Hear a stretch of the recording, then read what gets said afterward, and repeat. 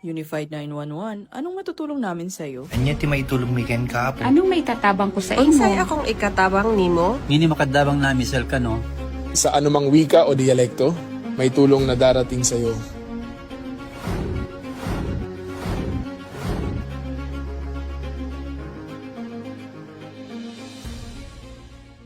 Lilingkod sa bawat Pilipino at magbibigay ng tamang impormasyon para sa tahimik at maayos na Pilipinas. Police News Network, alagad ng batas, tagapagtaguyod ng balitang pulis, sandigan ng mamamayan, patnubay ng katotohanan. La Campo Crame, maghahatid ng pinakahuling kaganapan at nagbabagang balita. Ito ang PNN Police News Network. At ngayon, ang inyong mga tagapagbalita. Magandang araw, bagong Pilipinas. Ako ang inyong alagad ng batas, tagataguyod ng balitang pulis. Patrolwoman Evelyn Lumabi mula sa RMFB and CRPO. Maghahatid sa inyo ng tamang balita, kwento ng pulis at serbisyo para sa mamamayan. At ito ang PNP News Online. Ang pangunahing balita ng Police News Network, alagad ng batas, tagataguyod ng balitang pulis.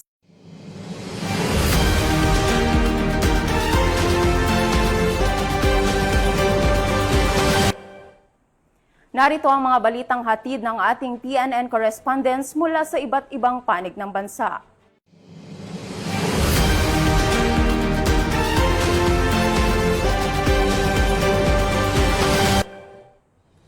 Nagkaisa ang Police Community Affairs and Development Group, SMPII, mga kinatawan ng simbahan at mga residente sa isang clean-up drive at tree planting activity sa Novaliches, Quezon City, bilang pagpapakita ng matibay na ugnayan ng pulisya at komunidad para sa pangangalaga ng kalikasan. Ang buong detalye ng report mula kay Patrolman Erickson Mayor. Bagong Pilipinas, nagsama-sama ang kapulisan at komunidad bilang pagtutulungan sa isang tree planting activity para sa pangangalaga ng kalikasan. Dito po ang inyong Police Community Affairs and Development Group para magbigay po ng tulong, mag-extend po ng kamay para ano po mga maitutulong namin.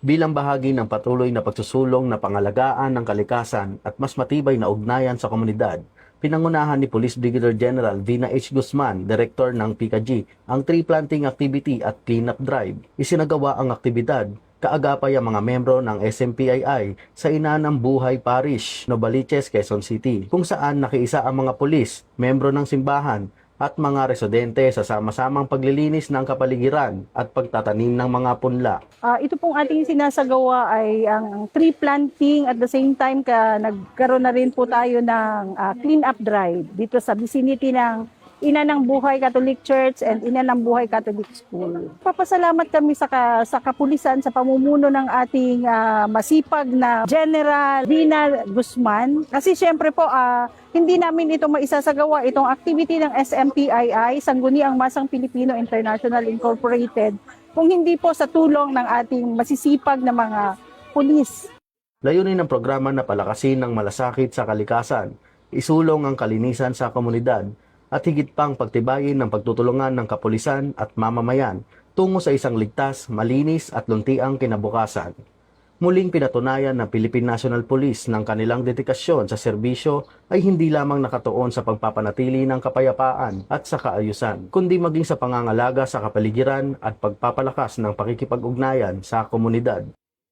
Mula rito sa Novaliches, Quezon City, ako ang inyong police correspondent, Patrolman Erickson Mayor. Nagbabalita para sa Police News Network, bagong PNP para sa bagong Pilipinas, serbisyong mabilis, tapat at nararamdaman. Maraming salamat, Patrolman Mayor. Nakiisa ang Police Community Affairs and Development Group sa isinagawang job fair ng pamahalaang lungsod ng Pasig upang mailapit sa publiko ang iba't ibang serbisyo ng Philippine National Police at suportahan ang mga naghahanap ng trabaho. Ibabalita yan ni Patrolwoman Geraldel Loterte. Umaga po sa inyo, we are here now at Robinson Metro East conducting job fair. Metro Caravan, kung saan ang mga agencies concerned nandito para magbigay ng trabaho, at isa rito kasama natin ang PNP, PRSS, nagbibigay ng initial screening sa mga o sa aplikante ng PNP. Dito nagkakaroon ng initial interview, basic requirements, pinapaliwanag kung kailan at saan at kung paano magiging pulis. So, hanapin natin sila, ilapit natin ang trabaho sa mga pulis. Kailangan natin yun na dumami tayo. Hindi lang basta dumami at piliin natin yung magagaling at matitinong pulis. Yun lang po. Bilang bahagi ng patuloy na kampanya sa pagbibigay ng kaalaman at pagpapalawak ng kamalayan ng publiko at upang mas mapataas ang antas ng kabuhayan ng komunidad, nagsagawa ang Community Affairs and Development Division o CAD ng Information, Education and Communication Campaign at nakilahok sa job fair na inorganisa ng Pasig City Public Employment Service Office sa Robinsons Metro East, Barangay de la Paz, Sumulong Highway, Pasig City nito lamang Miyerkules, Hulyo 1, taong kasalukuyan. Pinangunahan ng aktibidad ni Police Colonel Luis E. Gisik, Chief CAD, sa ilalim ng supervisyon ni Police Brigadier General Vina H. Guzman, Director PICA-G. Layunin ng programa na maipabatid sa mga naghahanap ng trabaho ang mahalagang impormasyon tungkol sa kaligtasan, seguridad at iba pang usaping may kaugnayan sa kapakanan ng komunidad. Hello, magandang umaga po sa ating lahat. And first and foremost, would like to thank Pasig City LGU PESO primarily for inviting TESDA Pamamarisan District Office and TESDA Pamamarisan Training and Assessment Center na mag-participate ngayon sa OFW Caravan. So narito ngayon ang TESDA, dala-dala namin yung mga programs na bagong inilahad ng ahensya. Behind me, as you can see, is the TESDA Skills Passport mobile app. This is downloadable, pwede po sa Google Play para sa mga Android apps and also into Apple Store. Pwede na rin po siya, no? So what you can do with the app, basically kung ikaw ay NC holder, nakahook na po rito lahat ng national certificates na na-acquire mo sa TESDA. So it becomes your ready passport ng lahat-lahat po ng skills na meron ka over the years. So every time you apply or you face an interviewer and you don't have any credentials, this becomes a digital credential, tawag dito, portfolio na meron ka. So hindi na siya hassle sa iyong pag nag-undergo ka ng interview. This is also a portal for you to see yung mga scholarship grants na available sa TESDA anywhere in the country. We're very thankful to the Pasig City LGU, and of course to Mayor Vico Soto, and of course liderato din po ng Pasig City Employment Services Office. Maraming salamat for inviting TESDA Pamamarisan District Office. Isinagawa ang information drive at job fair bilang bahagi ng pagdiriwang ng ika-31st PCR Month celebration na may temang Sa Bagong Pilipinas, Ugnayang Pulis at Mamamayan, Tapat, Maaasahan at Nararamdaman ng Bayan. Namahagi ang nasabing dibisyon ng kabuuang 300 information, education and communication materials na tumatalakay sa iba't ibang paksa, kabilang ang mga public advisory, paghahanda sa sakuna, pag-iwas sa karahasan laban sa kababaihan at kanilang mga anak o VAUSI, kampanya kontra iligal na droga, Anti-Terrorism, Safe Spaces Act o Bawal Bastos Law, Cybersecurity at Online Safety, Republic Act No. 10591, kampanyan laban sa iligal na sugal, Police Service Balita at Republic Act No. 166. Ang ganitong mga programa ay bahagi ng patuloy na pagsisikap ng pambansang pulisya na palakasin ang kamalayan ng publiko at hikayatin ang aktibong pakikilahok ng mamamayan sa pagpapanatili ng kapayapaan, kaayusan at kaligtasan ng komunidad. Bagong PNP para sa Bagong Pilipinas, serbisyong mabilis, tapat at nararamdaman. Mula dito sa Robinsons Metro East, Pasig City, ako ang inyong PNN correspondent, Patrolwoman Jera de Luterte, alagad ng batas, tagataguyod ng Balitang Pulis. Maraming salamat, Patrolwoman Luterte. Isang suspek ang naaresto habang 2 biktima ang nasagip sa ikinasang anti-online trafficking operation ng mga otoridad sa Iligan City bilang bahagi ng pinaigting na kampanya laban sa human trafficking at online exploitation. Yan ang ibabalita ni Patrolwoman Jane Ross Bohol. Na nagsagawa ng entrapment at rescue operation ang kapulisan sa Purok 5, Barangay Timbaga, Iligan City na nagresulta sa pag-aaresto na isang sospek dahil sa paglabag sa Republic Act 9208 o Anti-Trafficking in Person Act. Nasagip din sa operasyon ang 2 biktima, isang menor de edad at isang babaeng nasa hustong gulang. Patunay ang operasyon ng matibay na pagtutulungan ng law enforcement agencies at partner organizations sa pagprotekta sa mga vulnerable sector, lalo na sa mga bata laban sa pang-aabuso, exploitation at trafficking. Patuloy namang hinihikayat ang publiko na agad i-report ang anumang kaso ng trafficking, child abuse o exploitation upang maprotektahan ang mga kababaihan at kabataan laban sa pang-aabuso. Mula dito sa inyong higalang pulis, Regional Office 10 Public Information Office. Ako ang inyong PNN correspondent, Patrolwoman Jane Rose Bohol, alagad ng batas, tagataguyod ng balitang pulis. Maraming salamat, Patrolwoman Bohol. Mahigit 18.36 milyong halaga ng hinihinalang shabu ang nasamsam ng mga otoridad sa isang buy-bust operation sa Daet, Camarines Norte. Ibabalita yan ni NUP Catherine Bayotlang. Tinatayang 18.36 milyon pisong halaga ng hinihinalang shabu ang nakumpiska ng mga operatiba ng pulisya sa isang buy-bust operation sa Barangay Lagon, Daet, Camarines Norte na nagresulta sa pagkakaaresto ng isang high-value individual. Kinilala ang suspect sa alias na Joy, 33 taong gulang, walang asawa at trabaho at residente ng Daet, Camarines Norte. Bandang alas 11:30 ng gabi na magsagawa ng operasyon ng Camarines Norte Provincial Police Drug Enforcement Unit bilang lead unit, katuwang ang Daet MPS at sa koordinasyon ng PIDEA Regional Office 5. Matagumpay na naaresto ang suspect matapos makabili ang pusher buyer ng isang sachet ng hinihinalang shabu. Sa isinagawang operasyon, nakumpiska rin ng 2 malalaking pakete at 6 na sachet ng hinihinalang shabu, isang tunay na 1,000 pisong buy-bust money at 299 na piraso ng peking 1,000 pisong pera na ginamit sa operasyon. Ayon sa mga otoridad, ang kabuang timbang ng mga nakumpiskang ilegal na droga ay humigit kumulang 2,700 grams na may tinatayang standard drug price na 18.36 milyong pesos, batay sa Valuation ng Dangerous Drugs Board. Matapos ang pag-aresto, ipinaalam sa sospek ang kanyang mga karapatang konstitusyonal at isinagawa ang wastong pagmamarka at inventaryo sa mga ebidensya. Dinala ang sospek at ang mga ebidensya sa Daet MPS para sa kaukulang dokumentasyon. Inihahanda na rin ang pagsampa ng kasong paglabag sa RA 9165 o ang Comprehensive Dangerous Drugs Act of 2002.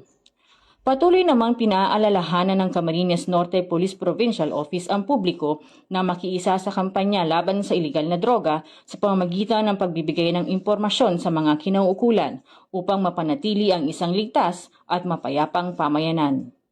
Mula dito sa Camarines Norte Police Provincial Office, ako po si NUP Catherine Bayotlang, nag-uulat para sa Police News Network.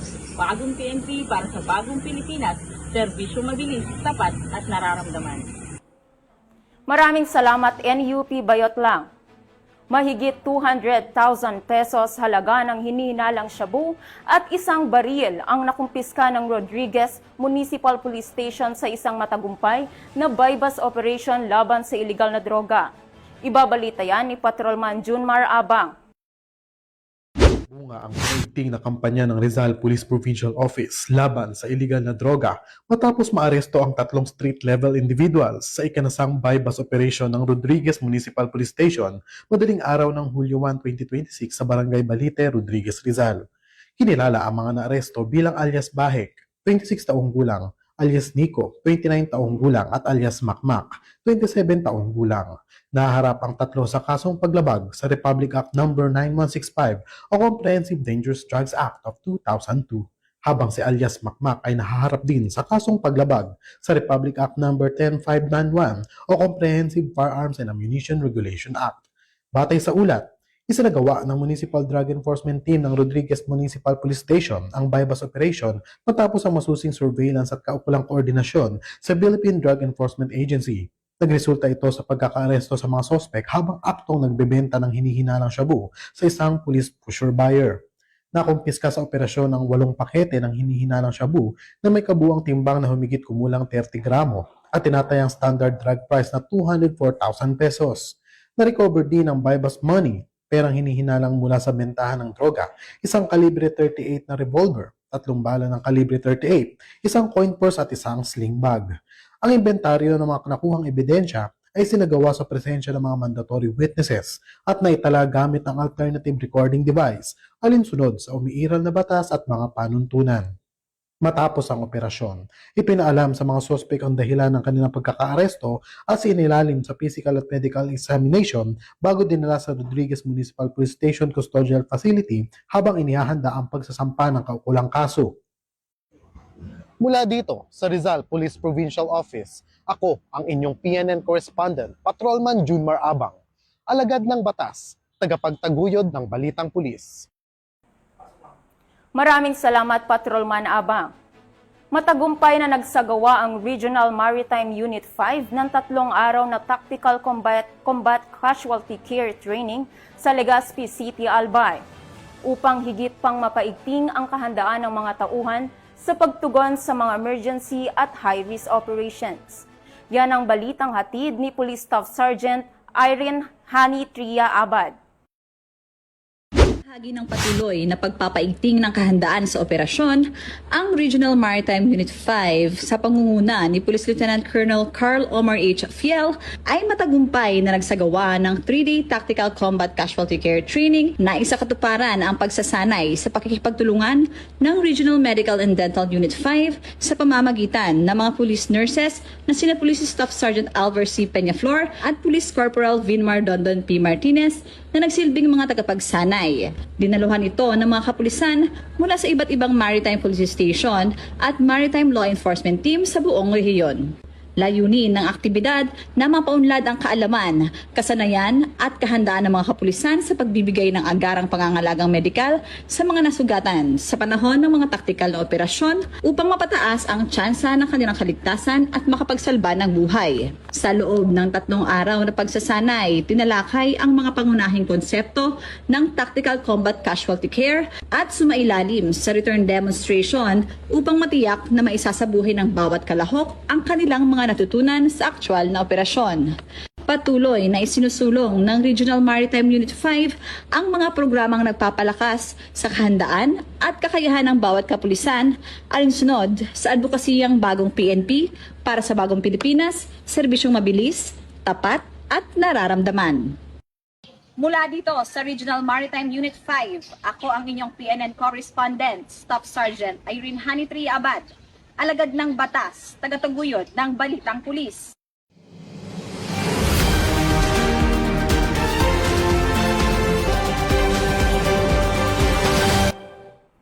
At yan ang mga balitang nakalap ng ating PNN correspondents mula Luzon, Visayas at Mindanao.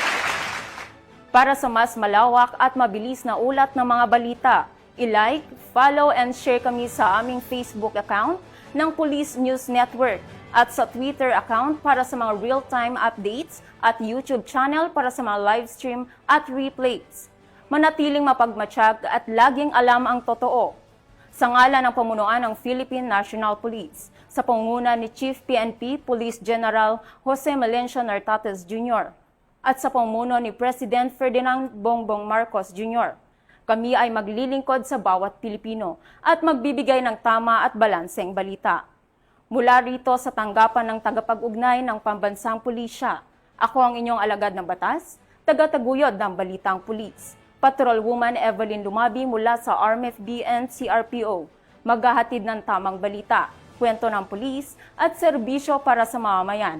At ito ang PNP News Online, ang pangunahing balita ng Police News Network.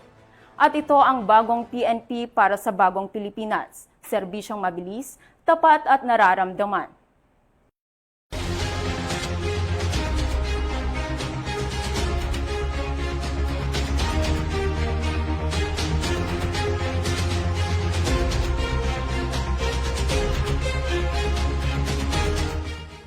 Police News Network, alagad ng batas, tagapagtaguyod ng balitang pulis.